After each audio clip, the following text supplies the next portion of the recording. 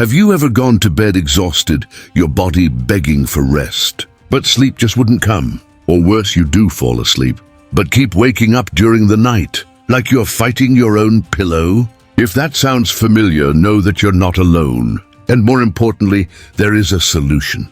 Many people believe that poor sleep is just part of getting older, as if, after turning 60, the body somehow forgets how to rest. But that's simply not true. What really happens most of the time is that certain habits, many of them quite small, start sabotaging our rest without us even noticing. And the result? That constant fatigue that never goes away, the irritability for no clear reason, memory slips, and the lack of energy, even for the things we love. Sleeping well isn't a luxury, it's a necessity. And the good news is, with a few simple changes to your routine, you can get back to more peaceful nights and much lighter days. Today, we're going to talk about 5 nighttime habits that might be interfering with your sleep, and more importantly, how you can start fixing them tonight. All in a practical, gentle, and doable way, just as it should be. Shall we begin? Picture this. You finish dinner, wash the dishes, sit on the couch, and turn on the TV. That show you love is on, so you stay. Then another show starts, and another. Suddenly it's almost midnight. Your eyes are burning, but you still take a quick glance at your phone before heading to bed. And once you're under the covers, sleep vanishes like smoke. This happens because the light from screens, phones, TVs, computers confuses our brain. It mimics daylight and sends a clear message. Time to stay awake. Even if your body is tired, your brain thinks it's still daytime and delays the release of melatonin, the sleep hormone. And it doesn't even have to be a bright light. Just a small screen near bedtime is enough to disrupt your whole sleep cycle. Here's a simple tip. Turn off all screens at least an hour before bed. It might feel tough at first, but you can replace that time with something more calming. Listen to soft music, read a light book, or do some gentle stretches in your room. Trust me, the impact on your sleep can be huge. Now think about what you usually drink after dinner. A cup of coffee maybe? Or a dark tea that seems harmless. The thing is, many people don't realize that caffeine can linger in the body for hours. And even if you don't feel wired, it might still be preventing your body from entering the deeper stages of sleep. The issue isn't just coffee. Some teas, sodas, and even chocolate contain caffeine. And as we age, our bodies take longer to process it. So what you could drink without a problem at 30 might seriously interfere with your sleep. At 60, the solution? Choose calming drinks. Chamomile tea, fennel infusion, or even warm milk can feel like a hug for your body before bed. The key is to avoid anything that stimulates and go for what soothes. Another thing that often goes unnoticed is the amount of light we keep on in the house at night. That bright bedside lamp, or the kitchen light that stays on while you brush your teeth. All of that sends the wrong signals to your brain. Our bodies need darkness to understand it's time to slow down. When the lights stay bright, the brain stays active and alert. And by the time you finally turn everything off and lie down, your system is still in wake mode. Try creating an environment that gradually dims as the evening progresses. Swap out strong bulbs for softer ones in your bedroom and bathroom. Only turn on what's necessary. And if possible, keep your room dark all night. A thicker curtain can go a long way in blocking out street light. But what if your body is relaxed, the room is dark? Everything seems right, yet your mind just won't stop. That's when you lie down, and instead of drifting off, your thoughts start racing. The bills, the kids, the aches, the worries about tomorrow. It's incredibly common, especially after 60, when we carry more stories, more responsibilities, and more quiet moments. And this is where nighttime anxiety comes in. We're not talking about clinical anxiety, but that restlessness that shows up exactly when everything else is calm. In these moments, small rituals can make a huge difference. Simple actions that send a clear message to your body and mind. It's time to rest now. Maybe it's writing down 3 good things that happened during your day, or saying a quiet prayer, or just breathing deeply for a few minutes with your eyes closed. These rituals don't need to be fancy, but they do need to be yours. What matters is repeating them, night after night, something predictable and calming. The brain loves routine. Once it learns that these little gestures mean it's time to shut down, it starts helping you fall asleep. Another powerful technique is conscious breathing. Breathing slowly, paying attention to the air going in and out, can be a real antidote to nighttime restlessness. Try inhaling for 4 seconds, holding it for 4, exhaling for 4, and then pausing again for 4. This simple exercise slows your heart rate and tells your body you're safe. It's okay to rest. If you've tried all this but still wake up tired, maybe it's time to take a closer look at something else. Your mattress, your pillow. The actual space where you sleep might seem like a small detail, but it makes a huge difference. A mattress that's too hard or saggy can cause back pain and keep your body from reaching the deeper stages of sleep. If you can, invest in comfort. Your body deserves that care, especially now. Now imagine this scenario. It's 9:30 p.m. You've finished your favorite show, washed the dishes, even put on your pajamas. But instead of heading to bed, you start reorganizing a closet, paying a bill online, or checking your messages just one more time. Without noticing, your body, which was already ready to wind down, gets a new wave of stimulation. The result? Another sleepless night. This happens because we often untrain our bodies to recognize the transition between day and night. And that transition doesn't just happen, it has to be created. This is where a nighttime routine comes in. Think about how you treated your kids or grandkids when they were little. There was bath time, pajamas, a bedtime story, or a goodnight kiss. It wasn't just affection, it was preparation. The child's brain understood, now it's time to sleep. As we grow older, we forget that. We let bedtime sneak up on us, blending the end of the day into the start of the night. And our bodies, unsure what to expect, get lost in the mix. Creating a nighttime routine, even a simple one, helps the brain reconnect with that cycle. You can start by dimming the lights in your home, then do something relaxing. Take a warm shower, play calming music, use lavender-scented lotion, or read something light. Everyone has their own way. The secret is consistency. Make this moment predictable. That repetition teaches your body to switch off. And listen, it doesn't have to be long or complicated. 10 minutes is enough. What matters is the intention behind it. Let it be something that's yours. Something that tells your body we're slowing down. Night has arrived. You might be thinking, that's all well and good. But even when I try to relax, my mind keeps racing. I can't stop thinking about everything. And now we've reached a very important point. The silent anxiety that often shows up at night. During the day, we have distractions, conversations, tasks. But at night, when everything is quiet, our thoughts tend to come louder. They don't scream, but they whisper. And those whispers can keep anyone up. That's why it's just as important to have emotional tools at night as it is to have physical ones. One helpful tool is therapeutic journaling. It might feel strange at first, but writing in a notebook before bed helps take the weight off your mind. You can jot down your worries, things you're grateful for, or just vent. It's like telling your brain, it's all here now. I don't need to carry this anymore. Another great tool is guided relaxation. These days, you'll find free audio sessions in apps or on YouTube that walk you through calming breaths and peaceful imagery. You can listen lying down, eyes closed, and let the voice guide you. You don't need to think about anything. Just follow, breathe, and allow your body to let go. If that still feels like too much, start with something even simpler, square breathing. It's called that because it has 4 equal steps. Inhale for 4 counts. Hold for 4. Exhale for 4. Hold again for 4. It slows your heart, soothes your nerves, and gives a strong sense of safety. It might seem like a small thing, but all of this adds up.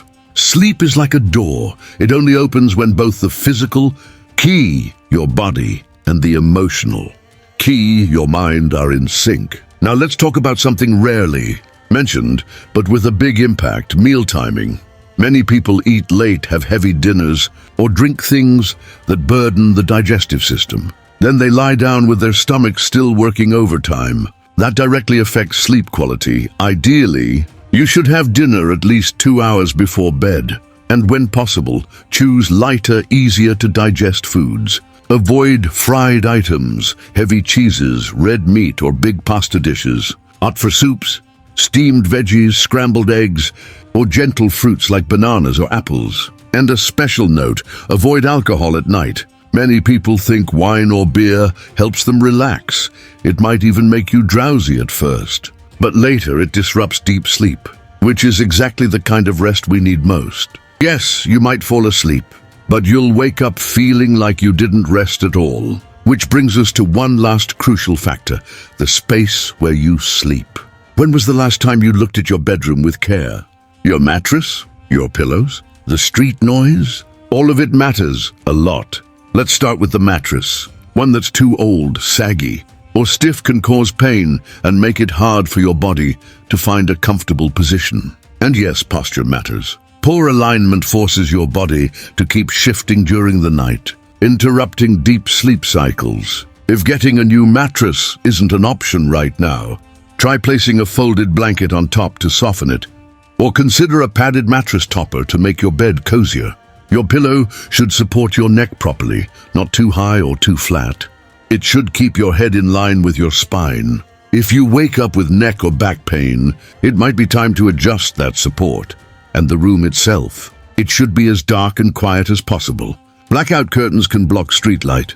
And if noise is an issue, there are lightweight sleep headphones that play rain sounds, ocean waves, or soft music. Some people even sleep with earplugs. It might feel odd at first, but many older adults say they sleep much better this way. Room temperature matters too. If it's too hot or too cold, it's harder to fall and stay asleep. Keep the air circulating if you can. Use light sheets in summer and cozy. Layers in winter, but always make sure your body can breathe. Here is the full, naturally translated version of your text in English, using fluent, emotionally coherent, and native-level language, just as if it had been originally written in English. Now let's talk about something many people overlook: movement during the day. Yes, what you do while you're awake also affects how well you sleep. Your body needs to burn energy, to move, to stretch, and that doesn't mean heavy workouts. Just a short morning walk, stretching your arms and legs, climbing a few stairs, all of it helps your body feel more energized during the day and more relaxed at night. Our bodies were made to move. When we spend the whole day sitting still, that unused energy builds up and gets in the way of our natural sleep cycle. But when we move, our body understands that nighttime is for recovery, and it transitions into rest much more easily. If you feel like you haven't been moving enough, start small. A walk around the block, some gentle morning stretches, even dancing to a song in your living room can make a difference. What matters is moving a little every day. Your body will thank you, and so will your sleep. And finally, there's one last point that deserves special attention: self-compassion.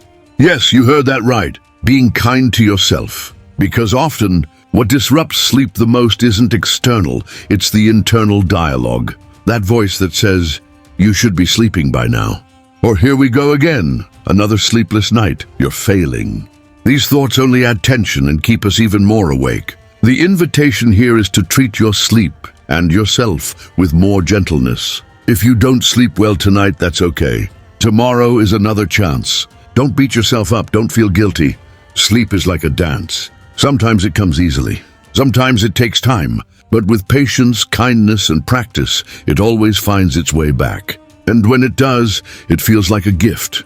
A reunion with calm, a renewal for your body, your mind, and your spirit. Maybe you've already tried some of these changes. Maybe you made chamomile tea, turned off the TV early, darkened your room. But still, sleep didn't come the way you hoped. And that can be frustrating. After all, no one wants to spend hours trying to fall asleep only to wake up still tired. But before you give up or blame yourself, I want to invite you to look at one thing. What's your relationship with rest like? Because sometimes, even when we're doing everything right, there's still a restlessness inside us that keeps sleep away. And often that restlessness comes from the way we live our entire day, rushed, worried, without enough space to breathe. It's not just what happens at night that affects sleep. It's everything we carry throughout the day. That's why one of the most overlooked secrets to better sleep is truly slowing down, creating moments of presence throughout your day. Little pauses, small breaths. It can be something simple. In the morning, before getting out of bed, just feel your body. Stretch your arms slowly. Look out the window. In the afternoon, take 5 minutes to breathe deeply and notice where you are and how you feel. At night, silently give thanks for something good that happened, no matter how small. All of these moments help shape your body and mind into a calmer rhythm. And a peaceful body sleeps better. Now let's talk about something that affects many people over 60. But that few connect directly to sleep, loneliness. As the years go by, it's common for the house to get quieter. Children grow up, routines change. Friends move in different directions. And suddenly, the night isn't just dark, it's empty. And that emptiness can feel heavy.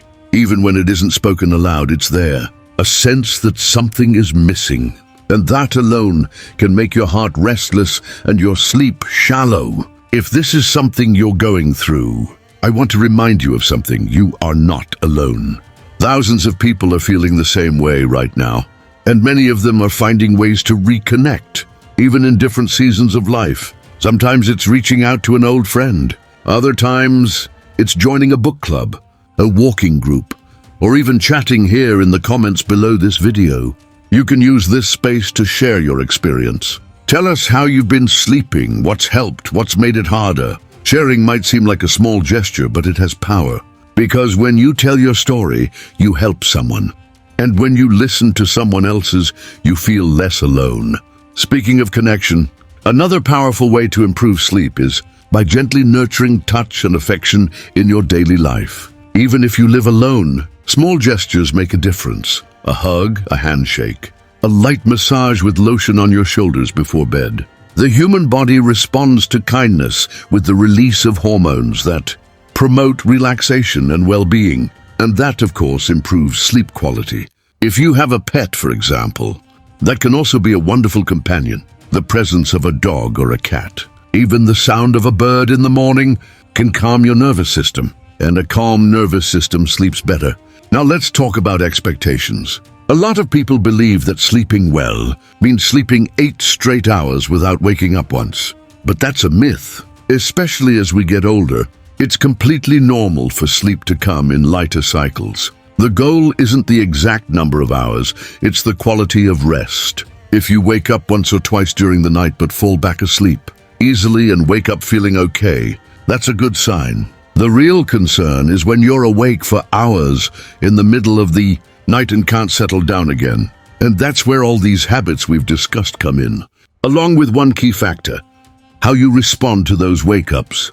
If you find yourself awake in the middle of the night, instead of looking at the clock and panicking, try taking a deep breath, turning on your side, and repeating a calming phrase like, "It's okay, I can rest now."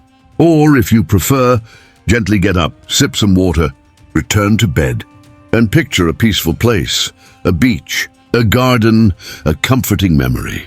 Your body needs to understand that waking up during the night isn't something to fear. It's natural, and if you're at peace with it, sleep will return much more easily. One more thing: avoid making decisions or trying to solve problems in the middle of the night. When we're tired, everything feels bigger and more overwhelming. Our minds go in circles. If a worry comes up, write it down and tell yourself, "This is for tomorrow." That simple act helps lower anxiety and signals the brain that it's time to switch off. And here comes one of the most beautiful parts of this whole process: realizing that by taking care of your sleep, you're also taking care of your entire health. Restorative sleep boosts your immune system, improves memory, balances hormones, prevents falls, helps with weight control, lifts your mood, and even protects your heart. It's like a root. When sleep is well cared for, it supports all the other areas of your life. And it all starts with simple acts: adjusting a light, choosing a tea, writing down a thought, setting your phone aside, taking a deeper breath, being a little kinder to yourself. If you've made it this far, I want to thank you truly, because it shows you're committed to your well-being, that you're open to trying new ways of living better, and that in itself is already a big step. Maybe you won't change everything overnight. Maybe you'll start with just one thing, making your room darker, or turning off the TV half an hour earlier. And that's perfectly okay. What matters is starting. One small change today can lead to big results in just a few weeks. Give your body time. It's wise. It will respond. And if at any point you feel frustrated, breathe. Remember, there's no perfection, only practice. Sleep is a process, and each night is a new opportunity to reconnect with yourself. Now, before we end, I want to extend a special invitation. If any of these tips spoke to you, share your thoughts in the comments. Tell us which one you'll try tonight, or if you'd rather, share what's been bothering you about your sleep lately. Someone will read it and relate, and together, we'll create a space of support, warmth, and shared experience, because no one should have to care for their health alone. And if this video helped you in any way, leave a like. That really helps the channel continue bringing content made especially for you. And if you want to receive more tips on wellness, health and quality of life after 60, subscribe to the channel. It's free and made with care to support you every step of the way. Remember, you deserve to sleep well. You deserve to wake up feeling light, energized, and wrapped in that peaceful feeling of being cared for, inside and out. Living well has no age limit, and neither does deep, restful sleep. May your next night be peaceful.